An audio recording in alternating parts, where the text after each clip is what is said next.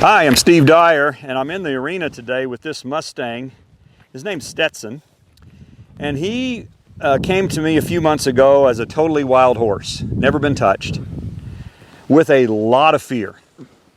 Of all the horses I've trained, he's probably the most, at least in the top 2 or 3, of having the most fear of any horse I'd ever worked with. So one of the things that we do when we have a really fearful horse is we lay the horse down. And what that does is it forces them to face their greatest fear, which for a wild horse, if you're on the ground helpless, you're going to die. You're just not ever going to recover from that. And his instinct tells him that. So you can see him resisting, and this is actually maybe the 4th or 5th time that I've done this. So there's a little bit of resistance here, but it's nothing compared to what it was. In the beginning, he was flailing and rearing up and jumping and hopping and doing all kinds of things to try to keep from laying down because he's afraid. Okay, and he's going to do that a little bit here today. That's okay.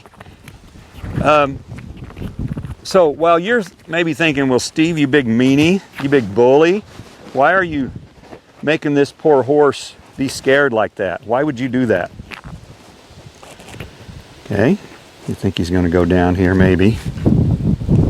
Going down, buddy? He thought about it. He has to think it over. So why would I do that? He needs to face those fears and learn that he's going to survive. That's the main reason I do this.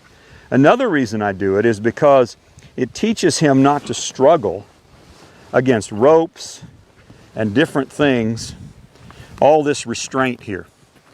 So here's what happened yesterday. I had turned him out in this arena with another horse just to play.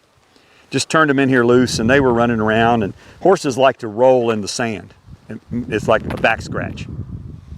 And so while he and this other horse were running around playing, I was mowing the lawn, right kind of behind right where you are, behind the camera there. And I came around, and he'd laid down to roll.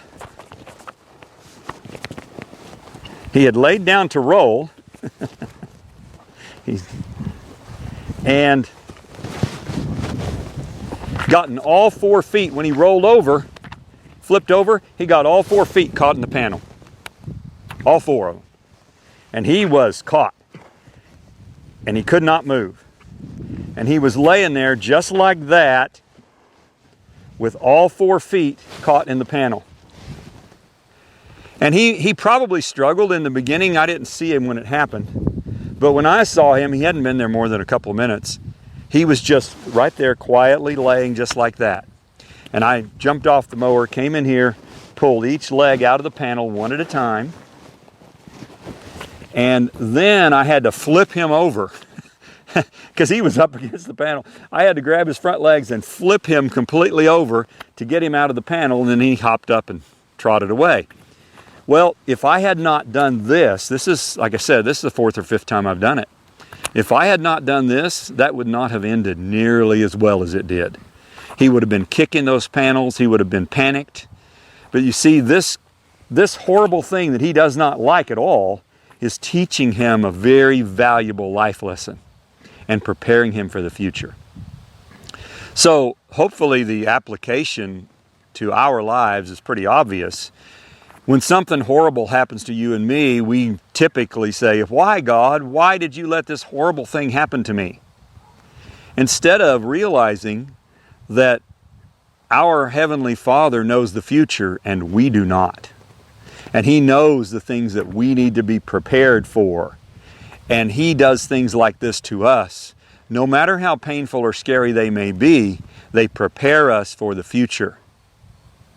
And so this Mustang, he's doing really well. See how this is preparing him for the future? I'm going to ride him probably today for the first time. And he's prepared for that and ready for it. Okay? So I hope that helps you.